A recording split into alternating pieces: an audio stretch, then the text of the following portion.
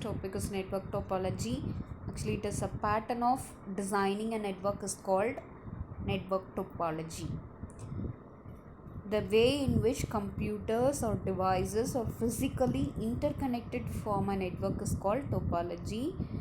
If we are designing a network, we'll be deciding how we are going to place our computer, either in a single line, or it will be like a star, or it will be like a ring, or it will be like a tree in the sense single line with multiple connections. Like, we'll be deciding how we are going to place all the devices inside a network. That is pattern of designing a network is called a network topology.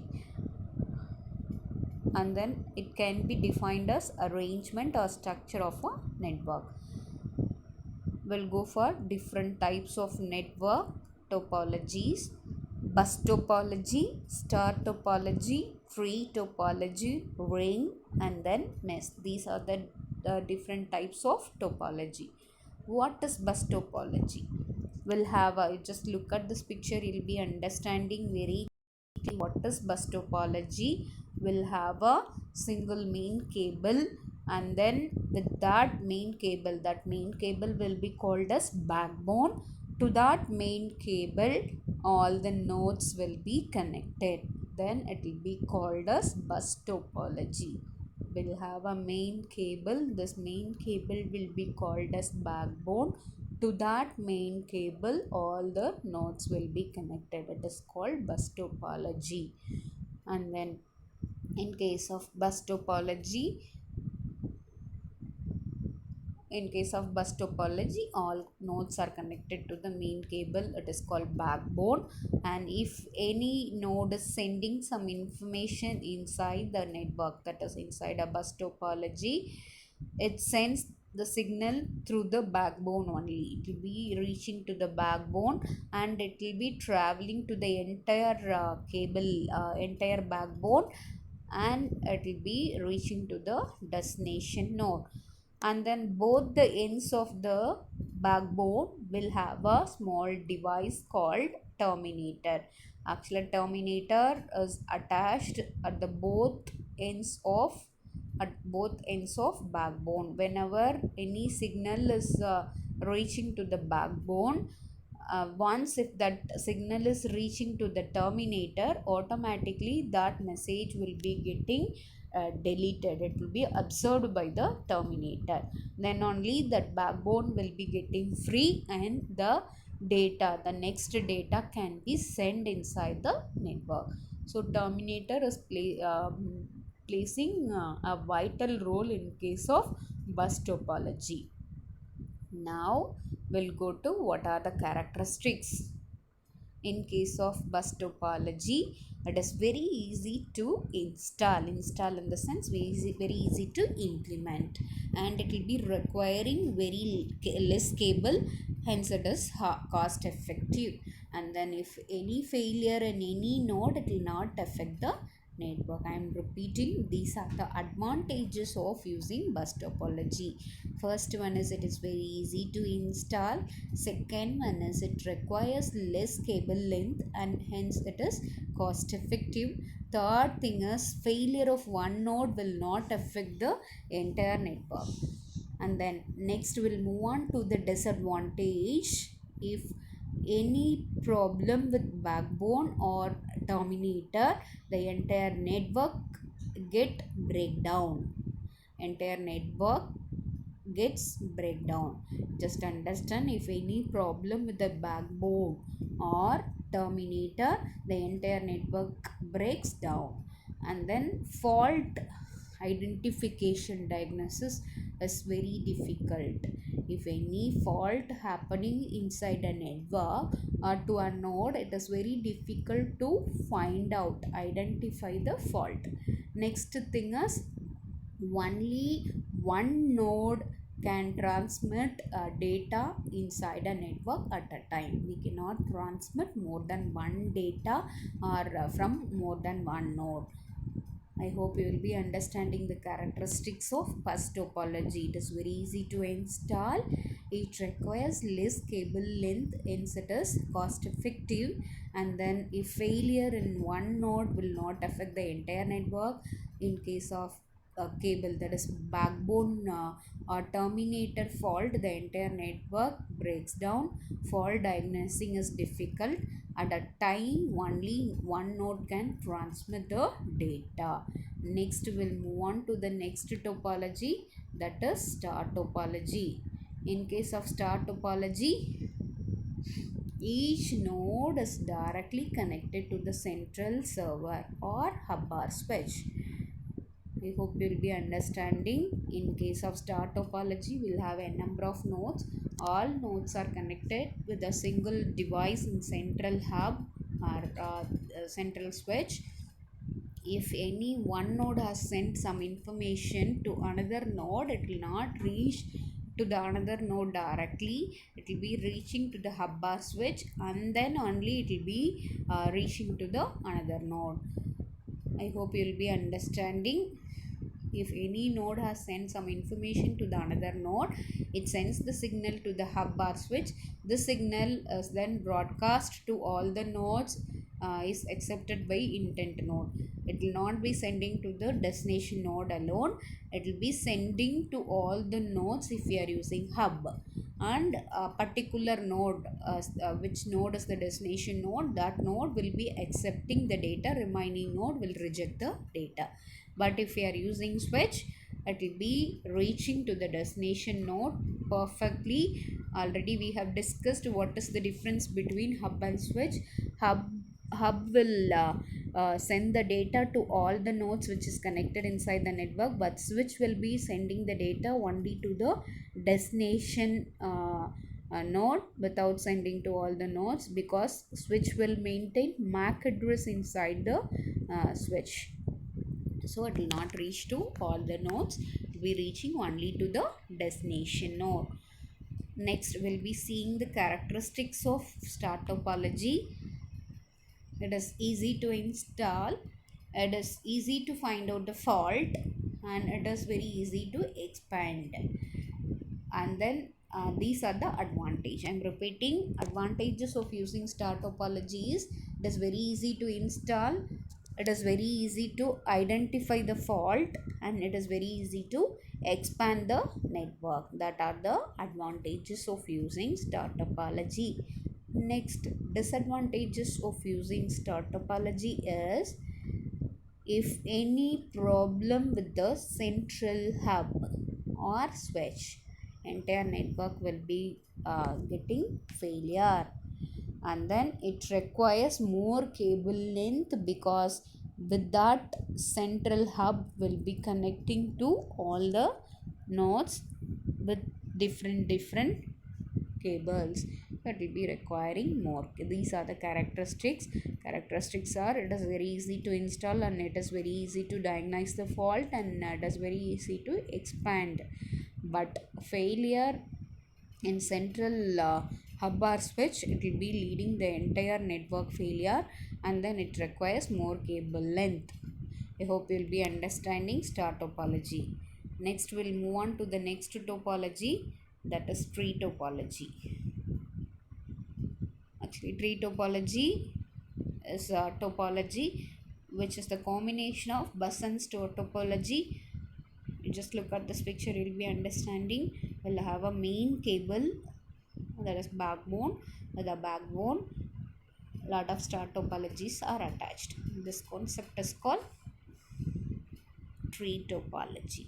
It is used to combine multiple star topology in a network. All stars are connected together like a bus. Next we'll move on to the characteristics of tree topology. It offers easy way of network expansion, and even if one network star fails, then another network remain connected and will be working. These are the tree topology. In large organization only will be using such kind of tree topology. Next we'll move on to the ring topology. Ring topology is like the data and that nodes will be connected in the form of circular manner like a ring. And then similarly we need more cables, and if Just to understand, if any fault in one node, it will be affecting the entire network. We need more cable length. Mm, but data transmission will be happening very fast. This is called ring topology. Bus topology is otherwise called linear topology. And then next we'll move on to the next mesh topology. In case of mesh topology, each node will be connecting with each other. If just imagine, if I have 5 computers, each and every computer will be connected with another 4. So this is called mesh topology. These are the different types of topology. This is the concept of network topologies. I hope you'll be understanding. Next we'll move on to the next topic, that is different types of computer networks. Already we have discussed. One small recap: personal area network, local area network, metropolitan area network, and then wide area network. These are the different types of networks. Already we have seen this topic. Just one small recap.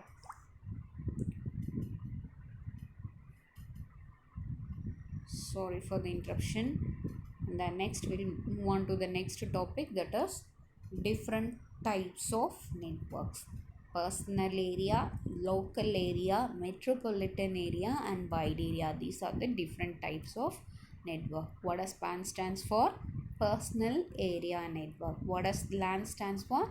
Local area network. MAN, metropolitan area network. And then WAN, wide area network.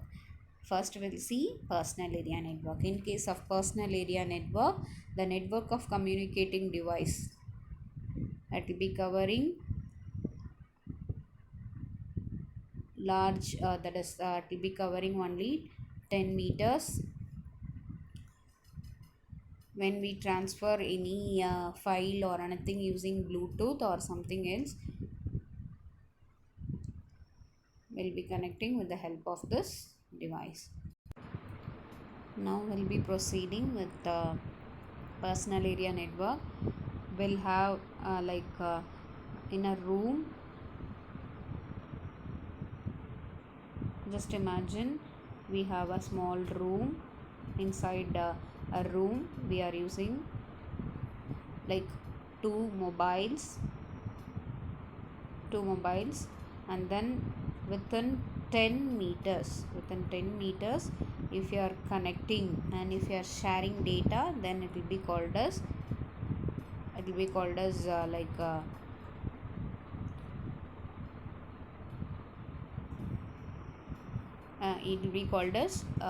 personal area network. Only it will be occupying 10 meters, not more than that, 10 meters. So if just imagine Bluetooth technology will be using for this concept. Bluetooth can be used. Normally we'll be using mobile phone to transfer data. Share it is one of the best example of personal area network.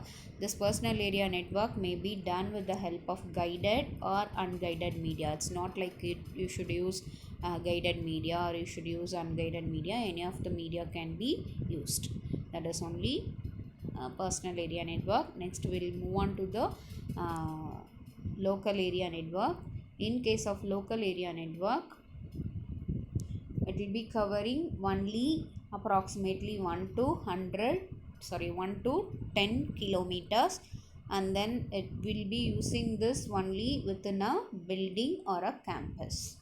This if you are connecting a network, that is if you are connecting more than one computer within a building or a campus, then it will be called as, if you are communicating within a device using within a building or a campus, it will be called as local area network. The maximum distance is like approximately 1 to 10 kilometers. Similarly, either we can use wired or wireless media, and then it can be managed either by single person or organization. And then similarly, this can be implemented either by using guided or unguided, that is Ethernet cable or Wi-Fi. I hope you will be understanding. We'll be moving on to the next thing, metropolitan area network. Metropolitan area network will, if we are connecting a network within a within a city. If you are connecting a network, if you are establishing a network within a city, it will be called as metropolitan area network within a city. And then it will be connecting a few kilometers, that is few hundred kilometers. And then next example, where we'll be using within a city, I said already, we'll be using this in schools, government office, everywhere. And it is typically formed by interconnected number of local area network, multiple local area network framing a metropolitan area network. Next we'll go on to the wide area network. We'll be using if you are connecting our devices crossing the limits of city, country or continent, it will be called as what is it, wide area network. um, Mainly will be using in case of internet, like network ATMs, banks, national or international organization offices spread over with the help of this wide area network. Best example of wide area network is that is internet. I hope you will be understanding these two topics, that is network topology as well as what is this, types of network. Now we'll move on to the next topic. Just I'll give introduction, then we'll be discuss this topic detailedly in next class. Actually, network protocols. First of all, you want to know what is protocol. Yeah, tell me what are the protocols we are following in our school. That is, protocols in the sense set of rules.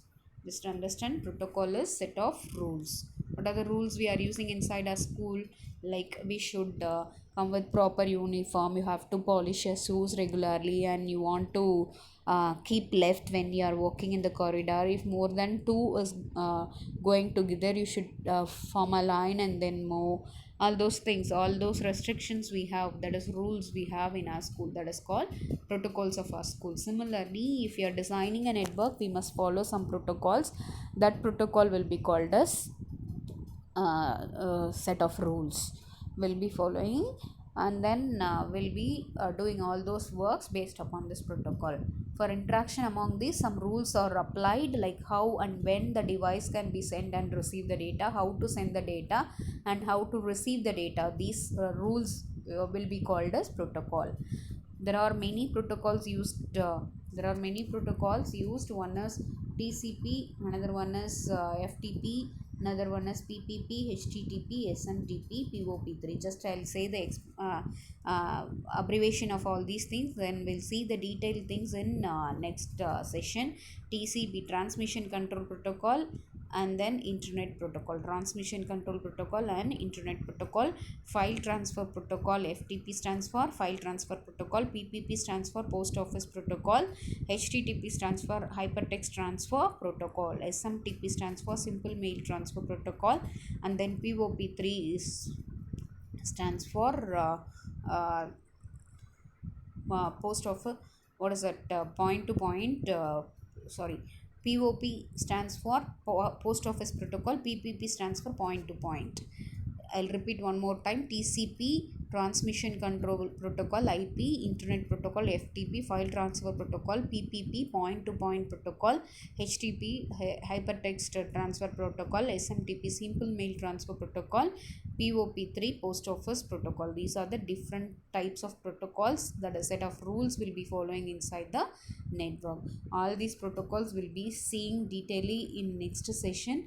Just protocol means set of rules. I hope you will be understanding all these topics what we have discussed today, different types of networks, protocols, as well as we have discussed about the topology.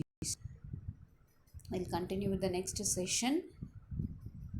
Just watch the video, take notes properly, and if you have any doubt in this concept, you just post a message to me personally. Okay, thank you. We'll see in the next session.